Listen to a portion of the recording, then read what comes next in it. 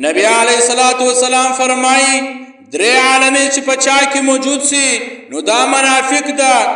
که څه هم دی لمونځ کوي، که څه هم دی روزې نیسي او د ده ګمان پر ځان د مسلمان وي او په حقیقت کې دی منافق وي. هغه درې علامې دا دي چې خبره کوي درواغ پکې وایي،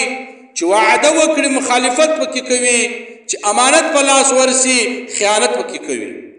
نو دا هغه درې علامې چې په چا کې موجود سي دا منافق ده، که څه هم دی لمونځ کوي، که څه هم دی روزه نیسي او ده پر ځان باندې مسلمان ګمان وي چې زه مسلمان یم. نبی علیہ الصلوۃ والسلام په بل حدیث کې فرمایي څوک چې و بل مسلمان ته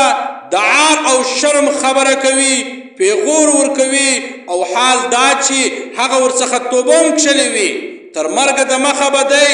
هم الله تعالی په دغه عمل گرفتاره کوي. نبی علیہ الصلوۃ والسلام په دې حدیث شریف کې فرمایي من عبر اخاه بذنب قد تاب منه لم يمت يعمله. تر هغه ټیمه په الله جل جلاله دیم په دې ګناه اخته کوي بیا به ته مرګ راځي. حضرت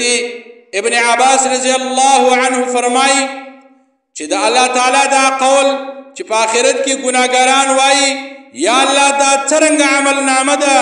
چې نه کوچنی ګناه پرېښې ده او نه غټه ګناه پرېښې ده، ټول یې راجمع کړي دي. کوچنی ګناه دا داسې خندای تبسم ده چې غاښونه سپین کړي د مسلمان پر سپکاوی باندې، او غټه ګناه دا ده چې په تیزه قهقه باندې وخاندې پر مسلمان پر سپکاوی باندې چې نور مجلس یې واوري. دا چې په تیزه خندل پر مسلمان باندې نو دا هم د جملې څخه د غټو ګناهو ده. نو پر چا باندې سپک مه وایاست او ما د خلکو عیبونه لوڅوئ